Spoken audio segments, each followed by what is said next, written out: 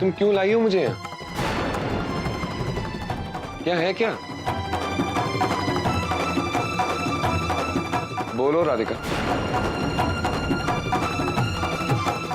राधिका कुछ बोलो, क्या हुआ है? तुम मुझे यहां लाकर क्या बताना चाहती हो?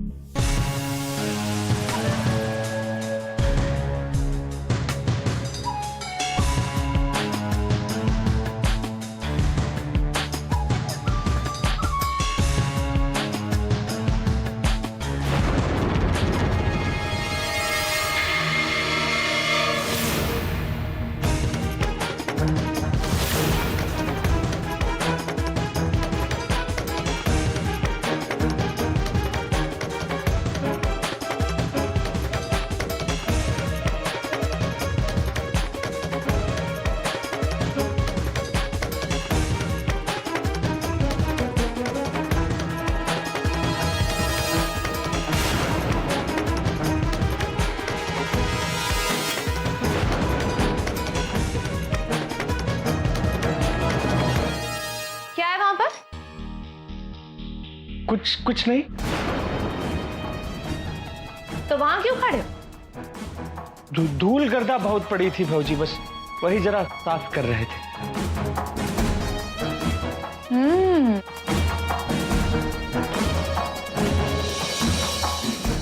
नहीं, हम पूछ रहे थे कि स्टोर रूम का दरवाजा बंद कर दें, ताला लगा दें।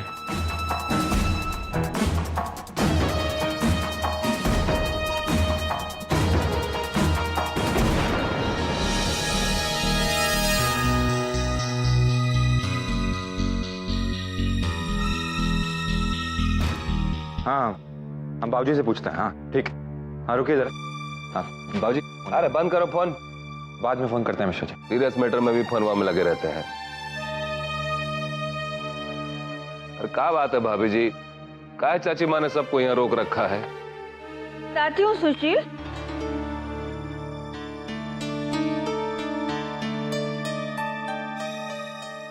राधिका यहाँ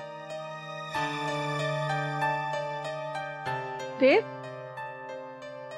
तू जानना चाहता था ना कि राधिका हनीमून पे क्यों नहीं जाना चाहती? मैं बताती।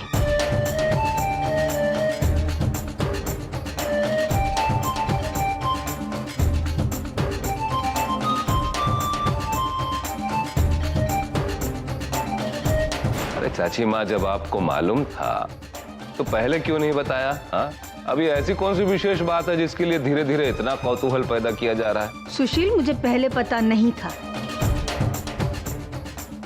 लेकिन अब पता चल गया है। और शायद ये बात सबसे छुपा के रखी थी। सिर्फ 2 जन जानते हैं इस बारे में।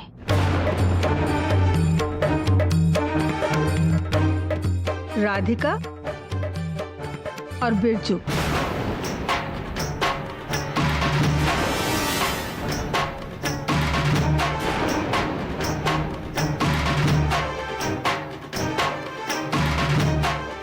क्यों बिरजू? पर यह बात अब सबको पता चल जानी चाहिए। राधिका, तुम इसीलिए नहीं जाना चाह रही हो ना क्योंकि तुम यहां रहकर मेरे जन्मदिन की तैयारियां करना चाहती हो?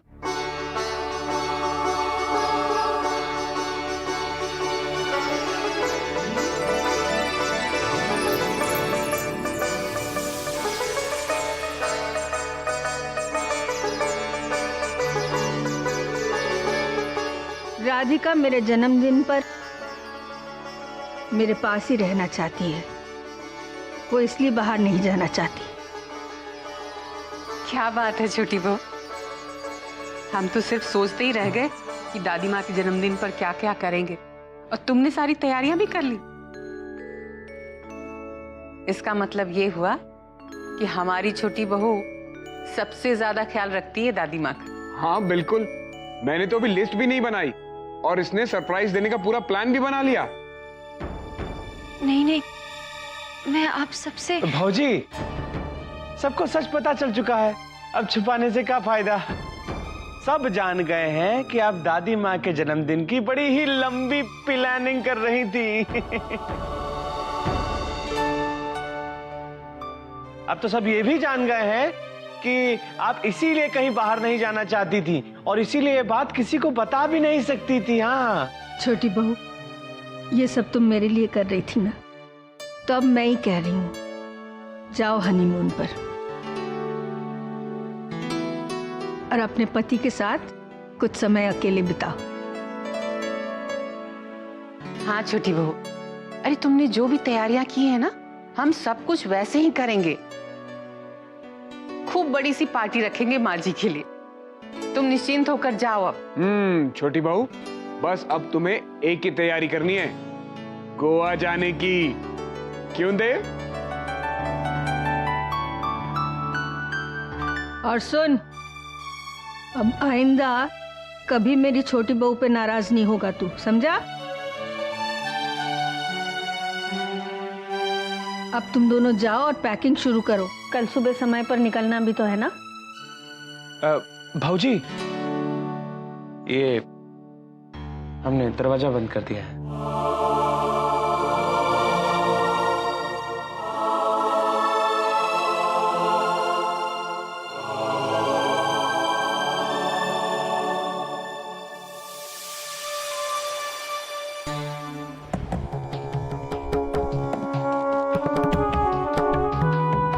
जो हो रहा है ठीक नहीं हो रहा। मैं ऐसे अपने घर वालों से झूठ नहीं बोल सकती, मुझे सबको सच बताना ही होगा। मैं उनका विश्वास ऐसे नहीं तोड़ सकती।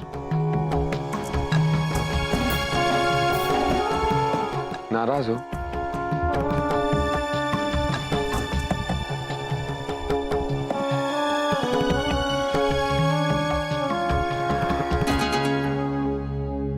आप इस तरह से क्यों बैठ गए?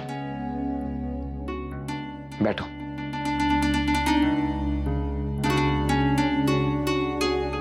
मैं जानता हूं राधिका कि तुम ऐसा कुछ नहीं कर सकती। मुझसे ही कोई गलती हुई है तुम्हें समझने में। मुझे माफ कर दो। आप माफी क्यों मांग रहे हैं? क्योंकि मुझसे गलती हुई है, पाप हुआ है। आप ऐसा क्यों बोल रहे हैं?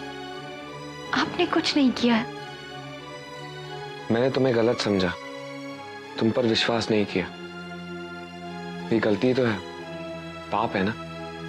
और मैं ये भूल कैसे सकता हूं कि मेरी राधिका दूसरों के बारे में पहले सोचती है और खुद के बारे में बाद में। अगर उसने मुझसे कुछ मांगा है तो वो जरूर दूसरों के लिए ही होगा। मैं आपसे कैसे कहूं? देखो राधिका, मैं सब समझता हूं, तुमने जो कुछ भी किया तुम सही थी, पर मैंने कुछ तय कर लिया। आओ मेरे साथ, हम नीचे जाके सबको बता देते हैं कि हम हनीमून के लिए गोवा नहीं जा रहे। हमारा हनीमून दादी माँ के जन्मदिन से ज्यादा जरूरी थोड़ी ना। चलो।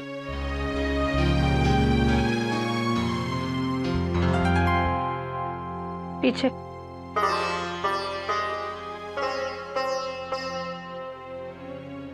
तू शायद भूल गया है देव कि बचपन में मैं तेरे कान कैसे मरोड़ा करती थी। अगर तूने गोवा जाने से इनकार किया ना, तो मैं तेरे कान फिर से वैसे ही मरोड़ूंगी। पर दादी माँ, आपका जन्मदिन मनाना बहुत जरूरी है। तुम दोनों ने ये सोचा है, यही मेरे लिए बहुत है बेटा। नहीं दादी माँ, हम नहीं जाएंगे और आपके जन्मदिन पर हम यही होंगे। अच्छा बता, क्या करेगा मेरे जन्मदिन पर? सब लोगों को बुलाया जाएगा, पार्टी की जाएगी, आपको गिफ्ट दी जाएगी। जो गिफ्ट मैं मांगू वही? हाँ। तो ठीक है, मेरी गिफ्ट ये होगी कि तुम दोनों हनीमून पे गोवा जाओ। पर दादी माँ, पर बार कुछ नहीं, खुशियां मनानी है, पार्टी करनी है, सब कुछ गोवा में करो। तूने ठीक कहा था देव, इस घर में राधिका के पास तेरे लिए वक्त ही नहीं होता है। वो तो इस घर की छोटी बहू है और हम सबको ये एहसास है। और देखो ना, तुम दोनों की तो सुहाग रात भी नहीं हो पाई, कुछ नहीं तो चोर चोर का शोर मच गया। इसीलिए मैं चाहती हूँ तुम दोनों गोवा जाओ और खूब समय बिताओ एक दूसरे के साथ। बिल्कुल भी एक दूसरे से अलग मत होना। और अगले साल मेरे जन्मदिन पे जब मेरी गोद में मेरा परपोता होगा तो ऐसा लगेगा जैसे जन्म भर का उपहार मिल गया मुझे। बोल, जाएगा ना? जी दादी। अच्छा चलो, अब जल्दी से पैकिंग शुरू कर दो, सुबह जल्दी जल्दी निकलना है ना। चलो। जी, मैं ये बात नहीं छुपा सकती, मन पर ये बोझ लेकर नहीं जा सकती मैं यहाँ से। अरे राधिका, अभी पूरी पैकिंग करनी है, कितना कम समय है हमारे पास। मुझे आपसे कुछ कहना है। अरे मुझे भी तुमसे बहुत कुछ कहना है, सब गोवा चल के खाऊंगा। फिलहाल वो लाल वाला बैग कहाँ है? जी वो स्टोर रूम में पड़ा होगा, तुम जाके ले आओ, तब तक मैं पैकिंग करता हूँ। ठीक है, जल्दी करो। तो ये बताने के लिए तुम यहाँ आई हो? अरे भाई, राधिका परेशान थी, ये तो हम सबको भी दिख रहा था। हाँ बिल्कुल बिल्कुल सही कह रहे हैं बाबूजी। राधिका परेशान थी, ये तो हमें भी समझ में आ गया, लेकिन अब आप हमें यहाँ क्या समझाने आई हैं? तुम्हें कुछ समझ में आया है? हाँ हाँ, तुम हो बहुत बड़ी विद्वान और हम हैं मामूली तुच्छ इंसान। आदरणीय, आप ही हमें ज्ञान दे दो थोड़ा सा। चलिए। मैं कई दिनों से देख रही हूँ ये राधिका और बिरजू मिलके कुछ खिचड़ी पका रहे हैं। अब तुम खुद ही सोचो कि अगर हनीमून पे ना जाने का रीजन दादी माँ का जन्मदिन होता तो ये बात बताने के लिए राधिका देव को स्टोर रूम में क्यों लेकर? अरे सरप्राइज बर्थडे की तैयारियों को रखा होगा स्टोर रूम में। लेकिन मैंने जब स्टोर रूम खोला तो वहाँ पर कुछ भी नहीं था, खाली पड़ा था। अरे बिरजू ने हटा दिया होगा। और अरे बिरजू उस कमरे से झूठी प्लेट और टिफिन का डब्बा लेकर निकल रहा था। मैं कह रही हूँ मुझे शक हो रहा है। अरे शक तो तुम्हें कई बार कई चीजों पर हुआ बड़ी बहू, उससे ना तो तुम्हें कोई फायदा हुआ है और ना ही हमें। अरे कुछ ऐसी बात बताओ जो यकीन बने, नहीं तो चुप रहना सबसे ज्यादा अच्छा है। हाँ बाबूजी सही कह रहे हैं, बिल्कुल सही कह रहे हैं।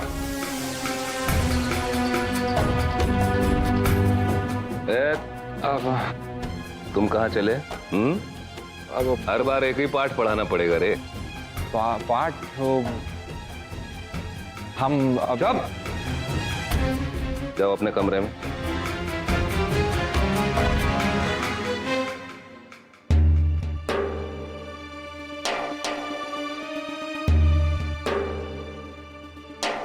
कहाँ जा सकती है विशाखा? वो यहाँ होती तो सब बातें साफ हो जाती। कब तक मुझे एक सच छुपाने के लिए इतने झूठ बोलने पड़ेंगे?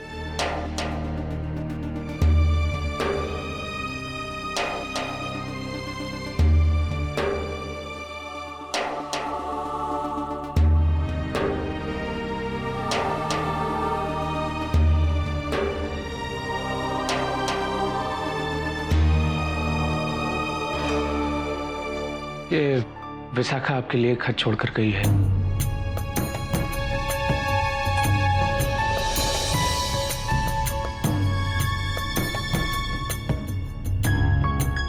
यहाँ रहने में बहुत परेशानी हो रही है राधिका। मैं ऐसी जगह जा रही हूँ जहाँ थोड़ा आराम से रह सकूं। मेरी फिक्र मत करना, मैं अपना ख्याल रख सकती हूँ। देखा, हम ना कह रहे थे कि किसी को बताने की जरूरत ही नहीं पड़ेगी। लेकिन भैया, विशाखा यहाँ इस घर में रही है, सबको ये बात तो पता चलनी ही चाहिए। भाऊजी, हम जानते हैं कि सब उनसे कितना नाराज है। अब ऐसे में अगर उन्हें यह पता चलेगा कि वो चोरों की तरह यहाँ पे रही और बिना बताए चली गई तो गुस्सा और बढ़ जाएगा और गेहूं के साथ घुन की तरह आप भी इस चक्की में पिस जाएंगे। हमारी बात मानिए तो सब भूल जाइए। देव भैया के साथ साथ खुशी से अपनी छुट्टियां मनाइए। भाऊजी, अपनों से क्या हम बातें नहीं छुपाते? दूजे को दुख ना पहुंचे, बस यही तो सोचना होता है और कुछ नहीं।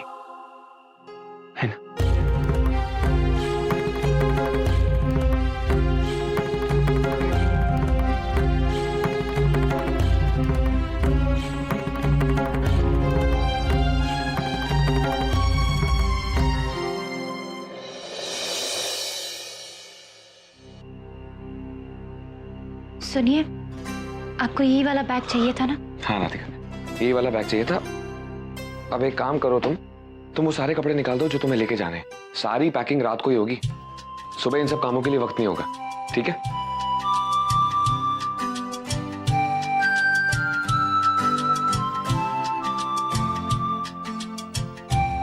लाइए, मैं डाल देती हूँ। राधिका तुम एक काम करो, तुम सो जाओ, तुम काफी थक गई हो। नहीं, मैं आपके साथ देखो, जितना सोना है अभी सो लो, क्योंकि आने वाली 3 रातों तक तो मैं तुम्हें सोने नहीं देने वाला। इस कमरे में एक देवराज पुरोहित और एक छोटी बहू खड़ी है, पर कल गोवा में देव और राधिका ही होंगे, और हमारी सुहाग रात भी वहीं होगी। ऐसा लग रहा है कि गोवा पहुंचने तक की सारी घड़ियां एक पल में ही निकल जाए तो कितना अच्छा होगा ना। हमारे जिंदगी की सबसे यादगार रात आने वाली है, और मैंने उसका सारा इंतजाम कर लिया है। तुम जाके सो जाओ, मीठे सपनों में खो जाओ। जाओ, दो।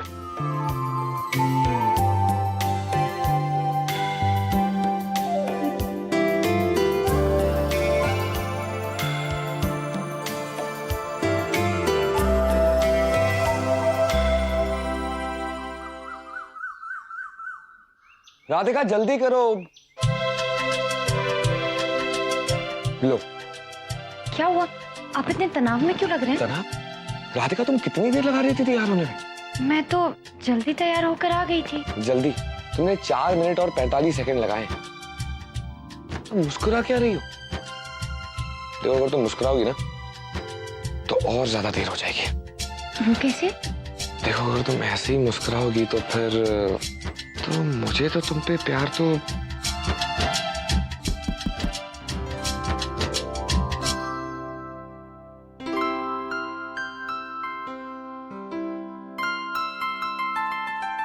दूधो नहाओ, पूतो फलो, खूब खुश रहो। अच्छा बेटा, सब तैयारी हो गई है ना? हाँ, सारी तैयारी हो गई है। बस एक छोटा सा काम बाकी रह गया था, वो लगता है गोवा जाके ही पूरा होगा।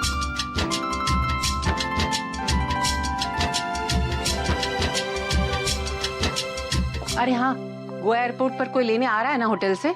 जी माँ, मैंने बात कर ली। अच्छा, और टिकट्स? नहीं, मैं टिकट्स रखना तो भूल गया। देखो जरा इस लड़की को, जानती हूँ तेरा ध्यान कहाँ रहता है आजकल। मैं खेती को भेजती हूँ सामान के लिए। हाँ जी माँ। देखो टिकट। हाँ।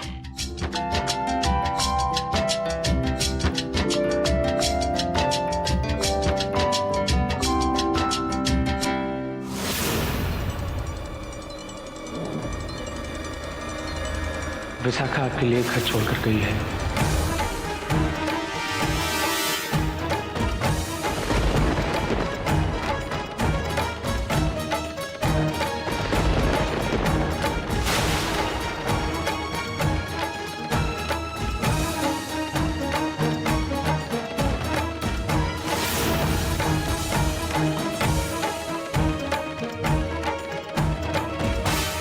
ये क्या है?